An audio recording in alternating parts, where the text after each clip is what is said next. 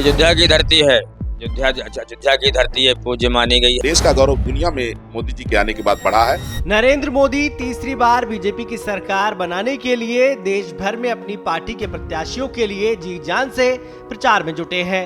वहीं अयोध्या में बाबरी मस्जिद मुकदमे में मुख्य पक्षकार रहे इकबाल अंसारी ने प्रधानमंत्री नरेंद्र मोदी के तीसरी बार प्रधानमंत्री बनने के लिए दुआ मांगी है।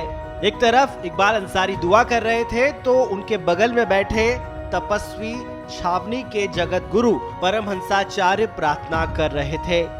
ये दृश्य राजनीतिक पार्टियों का चुनावी गुणागणित खराब कर सकता है, जो कागजों में धर्म और जाति के आधार पर समीकरण तैयार कर जीत की उम्मीद पाले बैठे हैं। इकबाल अंसारी ने कहा है कि अयोध्या से की गई दुआ और प्रार्थना का असर जरूर होता है, इसलिए उन्होंने प्रधानमंत्री नरेंद्र मोदी को एक बार फिर से देश का प्रधानमंत्री बनाने की दुआ मांगी है। ये अयोध्या की धरती है, अयोध्या की धरती है, पूज्य मानी गई है। साधु संतों की नगरी है, सूफियों की नगरी है, गृहस्थों की नगरी है, हिंदू और मुसलमान सिख ईसाइयों का भाईचारा है।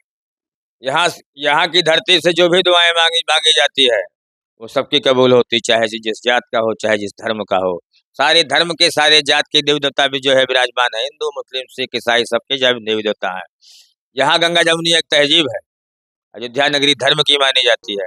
इकबाल अंसारी के दुआ मांगने पर जगत गुरु परमहंसाचार्य ने कहा, ये लोकसभा का चुनाव है और नेशन इज फर्स्ट, राष्ट्र हित सर्वोपरि है। ये देश है तो सब कुछ है, इसलिए मुसलमानों के अगुवा और बाबरी मस्जिद के पक्षकार रहे इकबाल अंसारी ने अपने मजहब के हिसाब से दुआ मांगी है और हमने वेद मंत्रों का पाठ करते हुए भगवान से प्रार्थना की है कि नरेंद्र मोदी की तीसरी बार पूर्ण बहुमत से सरकार बने, क्योंकि नरेंद्र मोदी जी का 10 साल का कार्यकाल अच्छा रहा है। लोकसभा का चुनाव है और नेशन इज फर्स्ट, राष्ट्र ही सर्वोपरि है, देश है तो सब कुछ है।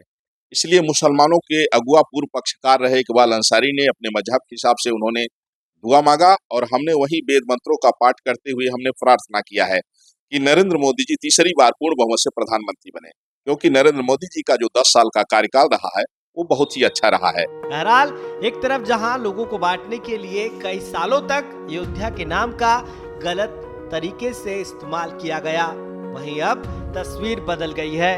बाबरी मस्जिद की अदालत में लड़ाई लड़ने वालों के दिल मिल गए हैं और विचार भी मिलने लगे हैं। ऐसे में इकबाल अंसारी की दुआ पीएम मोदी के लिए क्या रंग लाती है, ये देखने वाली बात होगी। ब्यूरो रिपोर्ट, श्रेष्ठ यूपी।